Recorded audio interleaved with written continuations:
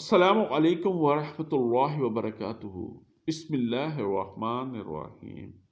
حضرت عمر ابن خطاب رضی اللہ تعالی عنہ نے حجر اسود کو مخاطب ہو کر فرمایا، یقیناً میں جانتا ہوں کہ تو ایک پتھر ہے، نفع نقصان کا مالک نہیں۔ اگر میں نے نبی کریم صلی اللہ علیہ وآلہ وسلم کو تجھے بوسہ دیتے ہوئے نہ دیکھا ہوتا تو کبھی تجھے بوسہ نہ دیتا۔ پھر آپ رضی اللہ تعالی عنہ نے اسے بوسہ دیا، پھر فرمایا، ہمیں رمل سے کیا واسطہ تھا، ہم تو صرف مشرکین کو دکھانے کے لیے ایسا کرتے تھے، اللہ نے ان کو ہلاک کر دیا۔ پھر فرمایا، یہ ایسا کام ہے جسے نبی کریم صلی اللہ علیہ وآلہ وسلم نے کیا ہے، لہٰذا ہم اسے چھوڑنا پسند نہیں کرتے۔